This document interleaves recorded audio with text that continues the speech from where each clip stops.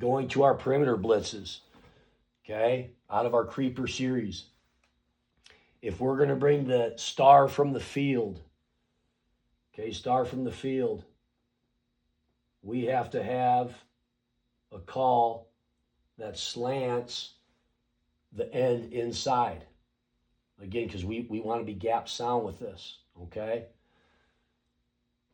The opposite end drops into coverage, and we'll go over how he fits into that underneath coverage.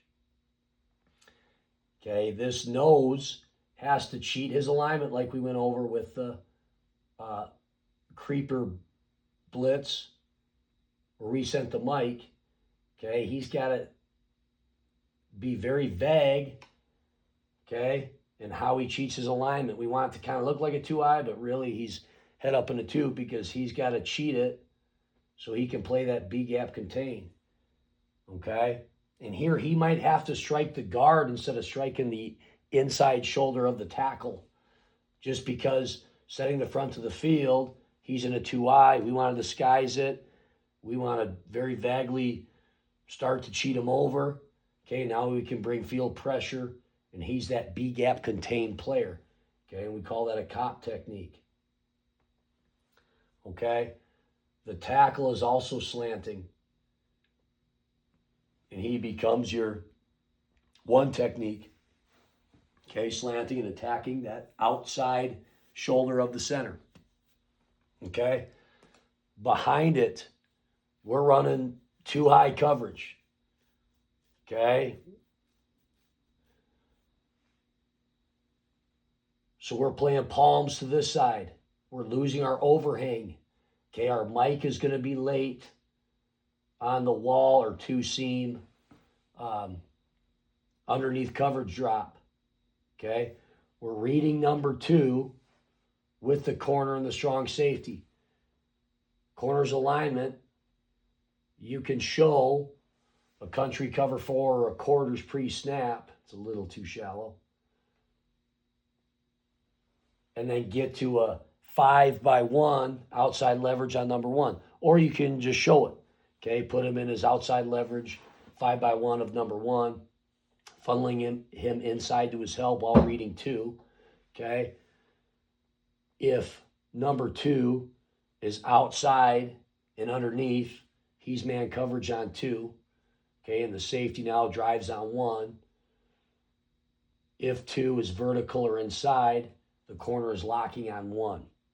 Okay, same thing with the safety. If 2 is vertical, okay, he has a man-to-man. If he's underneath, he's driving on 1 man-to-man. Okay? The will is now your 3-seam player. Okay, how I'm drawing it, that might not necessarily be exactly where his drop is, but he has to know that he is the 3 dropper, okay, or he's a 3 hook player, okay? He's the 3 hook player. Then this end, how he's going to fit is he's a wall 2 or a 2-seam player. He's got to expand, okay, with a little more width and wall 2 to create our triangle and our palms coverage to this side. Okay, that's how you create those triangles. If your will is a guy, he's in a 40, this is to the boundary on a high school hash. If he is a guy that can get out there, if it's a little better between the type of athlete these two are, okay, he can be your wall 2 or 2-seam player, and then your end could be your 3 dropper. Okay, I've seen him do it in some cut-ups of NFL film, running these types of creeper blitzes, or even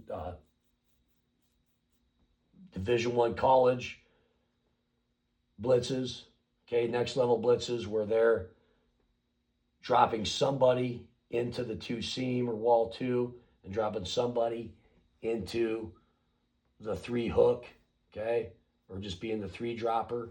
Okay, these two can be interchangeable based on the athlete that they are, okay?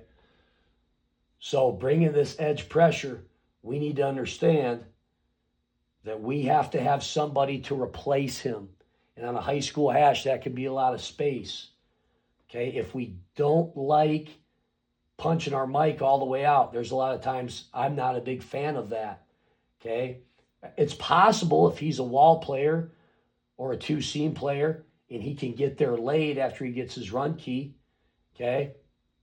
But you can also roll this safety down and be your two match player, or seam curl to flat player and roll into a cover three. Okay, you can do that depending on the athletes that you have and how much space they can cover. Okay? If he rolls down, you can close the middle of the field and your corners can midpoint. Okay, if you want to stay too high, just understand that the trade-off is your mic being laid on the wall coverage or the two-seam coverage. Okay, and you got to decide which one's better between your end and your will on the wall too.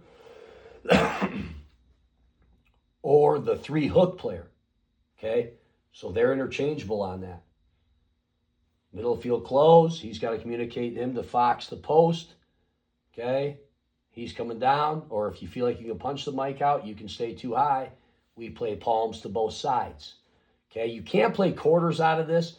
You cannot play quarters out of this because your mic's going to be so late, you're not going to have your two out and up player. He's not going to be able to match two out and up and get there in time. Okay, so that's how we run our third progression of our Creeper Blitz series.